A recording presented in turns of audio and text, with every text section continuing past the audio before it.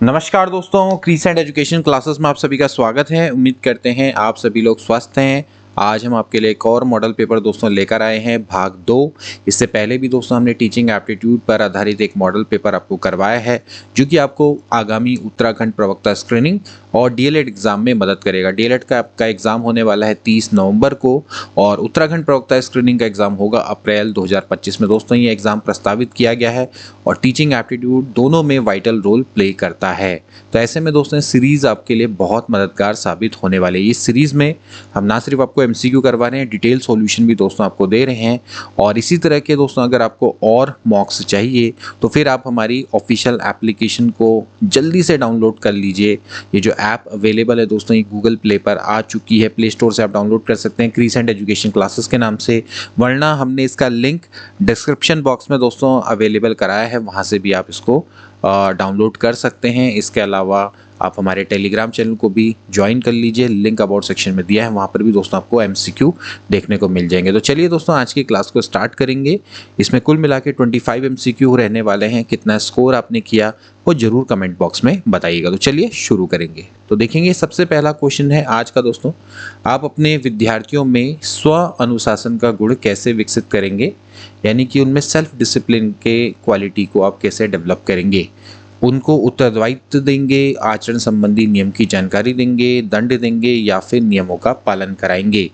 तो अभ्यर्थियों में अगर आप दोस्तों सेल्फ डिसिप्लिन का गुण विकसित करना चाहते हैं तो क्या करना चाहिए, तो आपको उनको उत्तरदायित्व दोस्तों देना चाहिए। ठीक है, तो देखिए उत्तरदायित्व क्यों देना चाहिए। विद्यार्थी को अपने कार्यों की जिम्मेदारी लेने का अनुभव होता है, जिससे उनमें सेल्फ डिसिप्लिन डेवलप होता है। जब विद्यार्थी अपने कार्यों के लिए उत्तरदायी होते हैं तो वे अपने व्यवहार और निर्णयों पर अधिक ध्यान देते हैं। ओके, और यह उन्हें अनुशासन सीखने और उसे अपने जीवन में लागू करने में मदद करता है। अगला देखिए क्वेश्चन नंबर 2, शिक्षण का सर्वाधिक अपेक्षित उद्देश्य क्या होता है। शिक्षण का सबसे ज्यादा एक्सपेक्टेड एम क्या है। छात्रों के व्यवहार में वांछनीय परिवर्तन, छात्र के संपूर्ण व्यक्तित्व का विकास, छात्रों के चरित्र का निर्माण, एक उपयुक्त नौकरी के लिए चयन होना। तो शिक्षण का सबसे अपेक्षित उद्देश्य क्या है। यह है कि भाई छात्रों के व्यवहार में वांछनीय परिवर्तन। देखिए शिक्षण का जो सर्वाधिक अपेक्षित उद्देश्य है वो छात्रों के व्यवहार में वांछनीय परिवर्तन है। ओके, तो ये उद्देश्य क्या है जो शिक्षण की प्रक्रिया के माध्यम से छात्रों के ज्ञान, कौशल और दृष्टिकोण में सकारात्मक परिवर्तन लाने पर केंद्रित होता है। अगला देखेंगे अध्यापक का प्रमुख गुण क्या है। अध्यापन में निपुणता, भाषण कला में सिद्धहस्तता, अनुशासन प्रियता या फिर व्यवहार कुशलता। तो अध्यापक की मेन क्वालिटी क्या होनी चाहिए। अध्यापन में निपुणता, तो ए वाला ऑप्शन दोस्तों इसका करेक्ट हो जाएगा, क्योंकि अध्यापन में निपुणता एक शिक्षक की सबसे महत्वपूर्ण दोस्तों गुण है, क्योंकि यह ये सुनिश्चित करता है कि कोई भी अध्यापक है अपने विषय को कितने प्रभावी ढंग से सिखा सकता है और छात्रों को उस विषय में समझ को बढ़ा सकता है। एक सक्षम जो शिक्षक है वो ज्ञान को एक बहुत आसानी तरीके से प्रस्तुत कर सकता है, बहुत सरलता से उसको प्रस्तुत कर सकता है और छात्रों की आवश्यकता के अनुसार ही शिक्षण विधियों का चयन कर सकता है और सीखने की प्रोसेस को सुगम बना सकता है।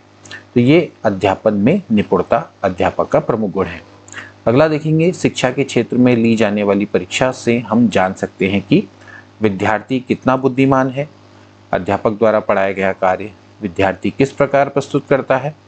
विद्यार्थी पूरे वर्ष में किए गए कार्य का कितना भाग याद कर सकता है, या फिर शिक्षार्थी विद्यार्थी का शैक्षिक विकास सही दिशा में हो रहा है या नहीं।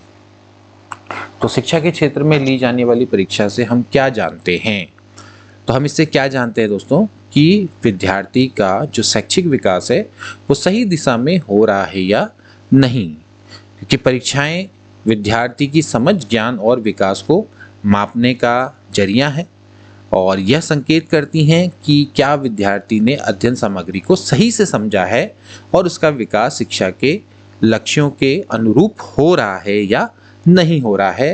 तो शिक्षा के क्षेत्र में ली जाने वाली परीक्षा से हम यही जान पाते हैं कि विद्यार्थी का शैक्षिक विकास सही दिशा में हो रहा है या नहीं।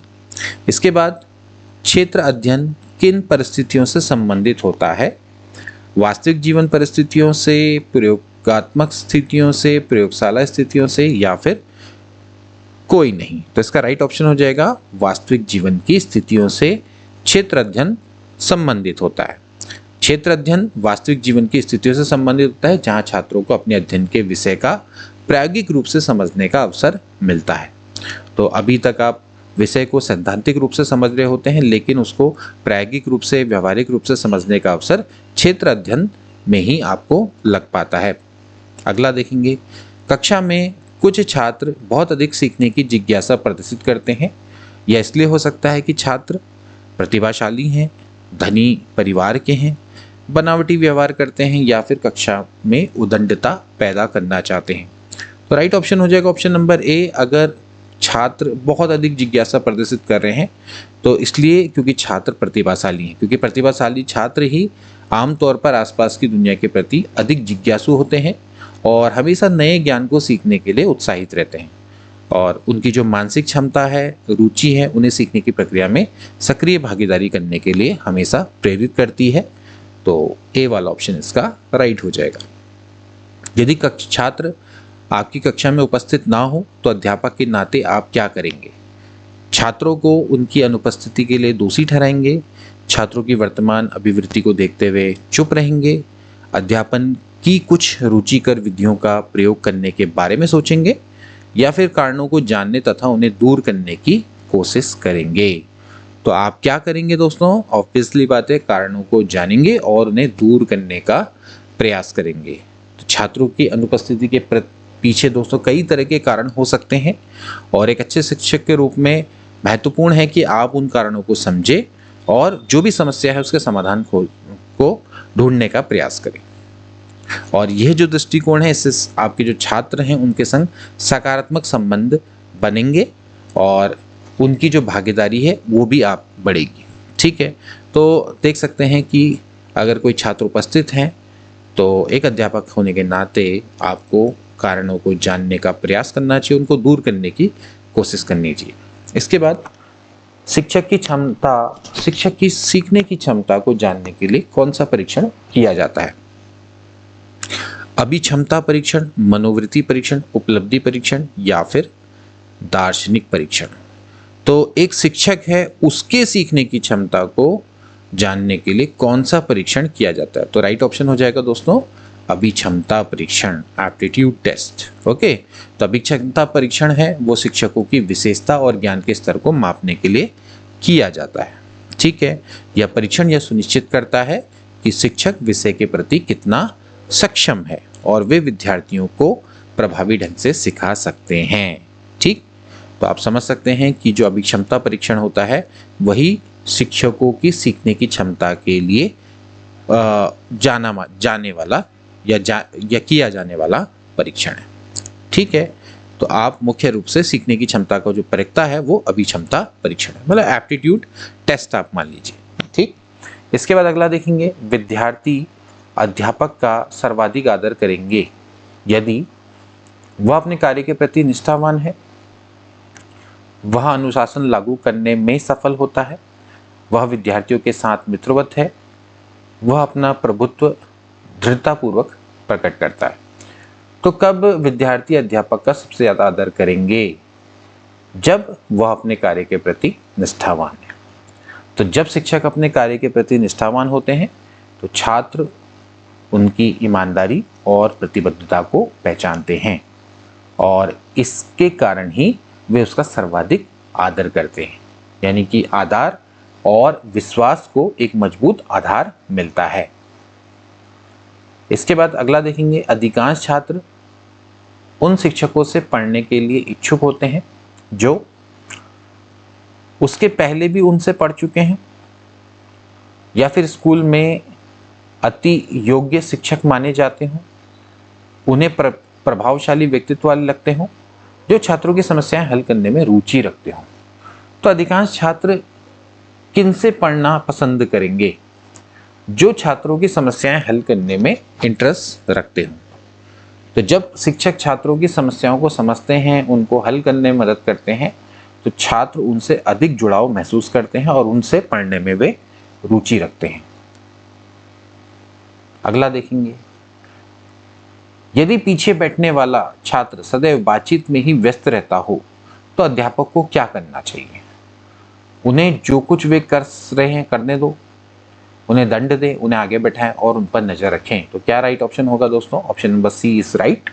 यानी कि आगे बैठने से जो छात्र का ध्यान केंद्रित करने में मदद मिलती है और आप उनकी गतिविधियों पर भी नजर रख सकते हैं और इसलिए उनका जो बातचीत से ध्यान है वो भी हटेगा और कक्षा में उनकी भागीदारी सुनिश्चित हो सकेगी। अगला देखेंगे, शिक्षण में छात्रों की सर्वाधिक भागीदारी संभव है। जब आप टीचिंग कर रहे हैं तो छात्रों की सर्वाधिक भागीदारी इन ऑप्शन में से किसके द्वारा संभव होगी? व्याख्यान के द्वारा, चर्चा विधि के द्वारा, पुस्तक विधि के द्वारा या फिर श्रव्य दृश्य सामग्री के द्वारा? तो राइट ऑप्शन हो जाएगा ऑप्शन नंबर बी, यानी कि चर्चा विधि, डिबेट मेथड। तो चर्चा विधि छात्रों को सक्रिय रूप से विचारों का आदान प्रदान करने, अपना दृष्टिकोण को साझा करने के अवसर प्रदान करती है। ओके, तो इस विधि से उनकी भागीदारी भी बढ़ती है, साथ ही उसमें क्रिटिकल थिंकिंग, समस्या सुलझाने की क्षमताओं, इन सभी का विकास भी होता है। तो इसलिए जो चर्चा विधि है टीचिंग के दौरान, इसी से छात्रों की सर्वाधिक भागीदारी संभव हो पाती है। अगला देखेंगे, शिक्षक छात्रों की समस्या सुलझाने तथा तार्किक योग्यताओं का विकास निम्नलिखित में के द्वारा कर सकते हैं। महत्वपूर्ण प्रश्न पूछकर, पुस्तक से शब्दशः दिए गए उत्तर को अस्वीकार कर, प्रश्न पूछते समय अगर मगर दृष्टिकोण पर बल देकर, उच्च स्तर का उत्तर देने पर बल देकर। तो शिक्षक छात्रों की समस्या सुलझाने तथा तार्किक योग्यताओं का विकास निम्नलिखित के द्वारा कर सकते हैं। तो कैसे उनकी तार्किक योग्यताओं का विकास करेंगे? तो प्रश्न पूछते समय अगर मगर दृष्टिकोण पर बल देकर, ठीक है ना। तो अगर मगर दृष्टिकोण से प्रश्न पूछने पर जो छात्रों की समस्याओं का विश्लेषण करने और उनका तार्किक रूप से सोचने की प्रेरणा मिलती है और यह उन्हें विभिन्न संभावनाओं पर विचार करने और समाधान खोजने के लिए भी प्रेरित करता है, जिससे उनकी समस्याएं सुलझाने की जो क्षमता है उसमें वृद्धि होती है। अगला देखेंगे, आपको एक कथन दिया हुआ है, कारण दिया हुआ है, आपने चार ऑप्शन में से कौन सा करेक्ट है वो बताना है। कक्षा में अध्यापन कार्य में तरह तरह की युक्तियां सम्मिलित होनी चाहिए। कारण, छात्रों की अधिगम शैली में व्यक्तिगत विभिन्नताएं होती हैं। तो आपने बताना है कौन सा करेक्ट है। ए और आर दोनों सही हैं, आर ए का सही कारण है, ए और आर दोनों सही हैं परंतु आर ए का सही कारण नहीं है। केवल आर सही है, केवल ए सही है। तो कक्षा में अध्यापन कार्य में तरह तरह की युक्तियां सम्मिलित होनी चाहिए, सही है, बिल्कुल करेक्ट है। और कारण भी बिल्कुल सही है, क्योंकि हर छात्र की अधिगम शैली में क्या होती हैं? व्यक्तिगत भिन्नताएं होती हैं। देयर आर इंडिविजुअल डिफरेंस, हर छात्र अलग है। ए ऑप्शन दोस्तों क्या हो जाएगा? करेक्ट हो जाएगा। तो कक्षा में विभिन्न अध्यापन युक्तियां शामिल करनी चाहिए ताकि सभी छात्रों के अधिगम शैली के अनुसार ही पढ़ाई हो सके। व्यक्तिगत विभिन्नताएं छात्र के सीखने और तरीके और गति में महत्वपूर्ण भूमिका निभाती हैं। तो इसलिए अध्यापक को ध्यान रखना है कि इंडिविजुअल डिफरेंसेस हैं, तो उनको ध्यान में रखते हुए ही विभिन्न शिक्षण विधियों का उपयोग करना चाहिए। एक अध्यापक को शैक्षिक मनोविज्ञान का ज्ञान क्यों होना चाहिए? ताकि वो शिक्षा के उद्देश्यों को समझ सके, उचित शिक्षण विधियों का विकास कर सके, उचित विषय वस्तु का चयन कर सके या फिर मूल्यांकन की सही विधियां अपना सके। शैक्षिक मनोविज्ञान का ज्ञान क्यों होना चाहिए? ताकि वो उचित शिक्षण विधियों का विकास कर सके।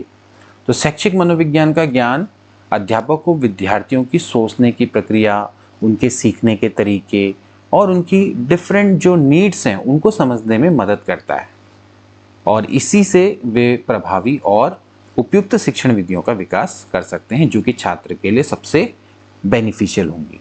ठीक, तो बी वाला ऑप्शन इसका राइट हो जाता है। इसके बाद अगला देखेंगे, शिक्षक व्यवहार के संबंध में कौन सा कथन सही नहीं है? तो देख सकते हैं, शिक्षक व्यवहार विश्वसनीय होता है, शिक्षक व्यवहार निश्चित होता है, शिक्षक व्यवहार बाह्य व्यवहारों और तथा लक्षणों द्वारा प्रदर्शित होता है। शिक्षक व्यवहार व्यक्तिगत विशेषताओं का क्रियात्मक रूप है। तो शिक्षक व्यवहार के संबंध में कौन सा कथन सही नहीं है ये बताना है। तो इसका राइट ऑप्शन हो जाएगा ऑप्शन नंबर बी कि जो शिक्षक व्यवहार है वो निश्चित होता है। तो शिक्षक व्यवहार निश्चित नहीं होता है।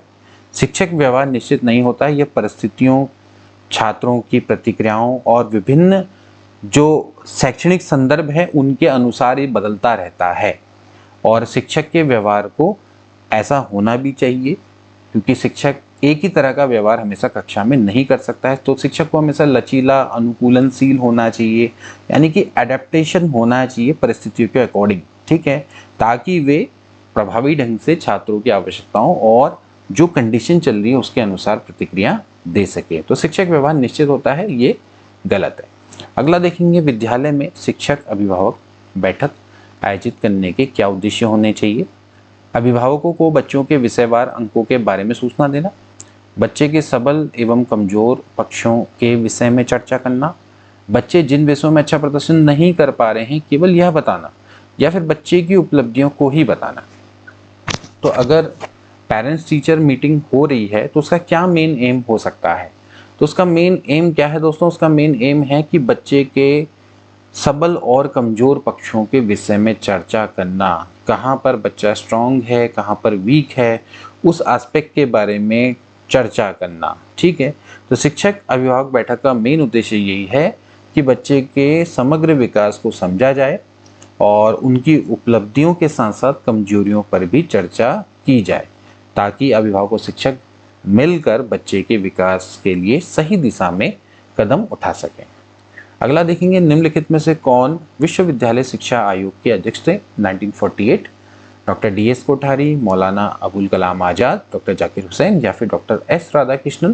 तो राइट ऑप्शन हो जाएगा दोस्तों option number D, doctor S Radhakrishnan. Doctor S Radhakrishnan दोस्तों विश्वविद्यालय शिक्षा आयोग के अध्यक्ष थे। स्वतंत्रता के बाद दोस्तों ये आपका पहला शिक्षा आयोग था, जो कि बेसिकली उच्च शिक्षा में सुधार के लिए दोस्तों बनाया गया था। उच्च शिक्षा के क्षेत्र में सुधार करना था और आवश्यक जो सुधार के उपाय थे वो बताने थे। तो इस आयोग का जो मेन उद्देश्य था वो उच्च शिक्षा के क्षेत्र में सुधार करना, उसे देश की सामाजिक आर्थिक आवश्यकताओं के अनुरूप दोस्तों बनाना था। तो इसको राधाकृष्णन आयोग के नाम से भी जाना जाता है, तो इसको ध्यान रखेंगे। तो डॉक्टर राधाकृष्णन इसके उस समय पर अध्यक्ष थे। अगला देखेंगे, डाइट की स्थापना DIET जिला शिक्षा एवं प्रशिक्षण संस्थान, इनकी स्थापना किसकी सिफारिशों का परिणाम थी। शिक्षा आयोग 1966, विश्वविद्यालय शिक्षा आयोग 1948, माध्यमिक शिक्षा आयोग 1952 या फिर राष्ट्रीय शिक्षा नीति 1986। तो डाइट की स्थापना किनकी सिफारिशों का परिणाम थी दोस्तों, ये थी राष्ट्रीय शिक्षा नीति नेशनल एजुकेशन पॉलिसी 1986। तो 1986 में दोस्तों डाइट की स्थापना की संस्तुति करी गई थी। तो उन्हीं के क्रम में डाइट की दोस्तों स्थापना की गई थी। District institute of education and training जिला शिक्षा प्रशिक्षण संस्थान, इसकी स्थापना राष्ट्रीय शिक्षा नीति 1986 की सिफारिशों के क्रम में दोस्तों की गई थी। इसका मेन एम था कि जो प्राइमरी टीचर्स हैं, सेकेंडरी टीचर हैं, इनको ट्रेनिंग देना और शिक्षा की गुणवत्ता में सुधार करना। तो डाइट 1986 के बाद दोस्तों ये 1986 और 87 में दोस्तों स्थापित हो गए थे। 87 88 मतलब 87 88 में काम करना दोस्तों यहाँ पर से स्टार्ट हो चुका था, ठीक है ना। तो 86 के बाद 87 में आप मान लीजिए कि इनकी स्थापना यहाँ पर हो चुकी थी, और फिर उसके बाद 88 से फिर इनका कार्य करना स्टार्ट हो चुका था, ठीक है। अगला देखेंगे, RT अधिनियम 2009 शिक्षकों के लिए प्रति सप्ताह कितने घंटे काम करने का निर्देश देता है। 40 घंटे, 45 घंटे, 42 घंटे या फिर कोई नहीं। तो राइट टू एजुकेशन अधिनियम शिक्षकों के लिए प्रति सप्ताह दोस्तों 45 घंटे काम करने का निर्देश देता है। RTE act, right to education act, शिक्षकों के लिए प्रति सप्ताह 45 घंटे काम करने का निर्देश करता है, जिसमें शिक्षण कार्य के अलावा जो स्कूल की अन्य गतिविधियां भी शामिल होती हैं। इसके अलावा पृथक कक्षाएं, संवर्धन कार्यक्रमों का प्रयोग किसकी शिक्षा के लिए किया जाता है। जो सेपरेट क्लासेस हैं, एनरिचमेंट प्रोग्राम हैं, वो किसके लिए होते हैं। प्रतिभाशाली बालकों के लिए, निम्न शैक्षिक उपलब्धि वाले बालकों के लिए, प्रतिभाशाली व निम्न शैक्षिक उपलब्धि वाले बालकों के लिए या फिर इनमें से कोई नहीं। तो ये जो कक्षाएं होती हैं, एनरिचमेंट प्रोग्राम होते हैं, ये प्रतिभाशाली बालकों के लिए होते हैं। तो पृथक कक्षाएं हैं या संवर्धन कार्यक्रम है, इनका मुख्य उद्देश्य प्रतिभाशाली बालकों के लिए विशेष व्यवस्था करना है ताकि उनके कौशल को और हम डेवलप कर सकें। और जो कार्यक्रम होते हैं इनसे बौद्धिक विकास के लिए अधिक चुनौतीपूर्ण सामग्री और गतिविधियां प्रदान होती हैं जिससे वे अपनी कैपेबिलिटी का पूरी तरह से प्रयोग कर सकें। एनरिचमेंट प्रोग्राम उनके बौद्धिक विकास के लिए बहुत ज़्यादा जरूरी है क्योंकि उनसे उनको पढ़ाई में और चुनौतीपूर्ण कंटेंट मिलता है और कई चुनौतीपूर्ण गतिविधियां वो करते हैं जिससे वो अपनी जितनी भी कैपेबिलिटी है उसका वो पूरी तरह से प्रयोग कर पाते हैं। अगला देखेंगे, शिक्षा की हार्डवेयर कठोर तकनीकी में निम्नलिखित में से कौन सा सम्मिलित नहीं? चार्ट, मूल्यांकन के उपकरण, स्लाइड और कंप्यूटर। तो कौन इसमें से हार्डवेयर के अंतर्गत नहीं आता है? तो राइट ऑप्शन हो जाएगा मूल्यांकन के उपकरण। ठीक है, हार्डवेयर टेक्निक में जैसे चार्ट है, स्लाइड, प्रेक्षक मतलब ये प्रक्षेपक और कंप्यूटर, ये सभी भौतिक सामग्रियां दोस्तों इसके अंतर्गत आती हैं। ठीक है, ये आपकी हार्डवेयर में। ठीक है, मूल्यांकन क्या है दोस्तों? ये तो आपका एक जो शैक्षणिक प्रक्रिया यानी कि जो हमारी टीचिंग प्रोसेस चल रही है उसका एक पार्ट है, तो ये इस हार्डवेयर तकनीक में नहीं गिना जाता है। तो मूल्यांकन के उपकरण ये आपका शैक्षणिक प्रक्रिया का एक हिस्सा है, ये हार्डवेयर टेक्निक के अंदर नहीं आता है। अगला देखिए, कंप्यूटर सहायक अधिगम के संबंध में निम्नलिखित में से कौन सा गलत है? ठीक है, computer based learning, computer assisted learning, तो इसमें कौन सा गलत है? संवेगों का अभिमूल्यन, व्यक्तिगत अनुदेशन अधिगम, विद्यार्थी क्रमिक पुनः प्राप्ति प्रक्रिया सीखते हैं, तात्कालिक पृष्ठपोषण यानी कि एकदम से आपको फीडबैक मिलता है। तो राइट ऑप्शन हो जाएगा भाई ऑप्शन नंबर ए, संवेगों का अभिमूल्यन। ये कंप्यूटर सहायक अधिगम में नहीं आता है। ठीक है, बाकी इसमें आपको व्यक्तिगत अनुदेशन मिलेगा। ठीक है, जो विद्यार्थी है वो क्रमिक सिक्वेंशियल तौर पे पुनः प्राप्ति प्रक्रिया को सीखते हैं, तत्काल फीडबैक मिलता है। ठीक, तो कंप्यूटर सहायक अधिगम में संवेगों का अभिमूल्यन नहीं होता है क्योंकि कंप्यूटर सहायक लर्निंग में भावात्मक पहलुओं का विश्लेषण नहीं होता है। तो ए ऑप्शन इसका राइट हो जाएगा। अगला देखेंगे, विश्वविद्यालय अनुदान आयोग का गठन कब किया गया? तो यहाँ पर 1935, 56, 45 या फिर 65। तो विश्वविद्यालय अनुदान आयोग का गठन अकॉर्डिंग टू ऑप्शन दोस्तों 1956 हो जाएगा। 1945 तक दोस्तों इसका नाम था विश्वविद्यालय अनुदान समिति। उसका 1953 पर दोस्तों इसका गठन हुआ था, लेकिन बेसिकली जब इसको एक तरह से संवैधानिक संस्था दोस्तों घोषित किया गया 1956, तो उसी के अकॉर्डिंग दोस्तों इसका आंसर यहाँ पर 1956 आएगा। और वैसे इसका 1953 में दोस्तों हो गया था, लेकिन इसने जो काम करना अपना एक्चुअल में स्टार्ट किया वो 1956 से आप मान सकते हैं। तो इसका जो मुख्य उद्देश्य उच्च शिक्षा को बेहतर बनाना है, विश्वविद्यालय को अनुदान देना है, उनको वित्तीय सहायता प्रदान करना है।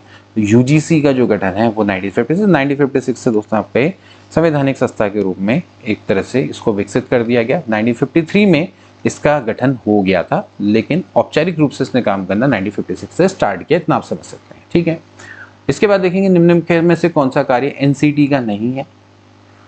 ठीक है, एनसीटी का कार्य नहीं है आपने बताना है। ठीक है, national council for teacher education.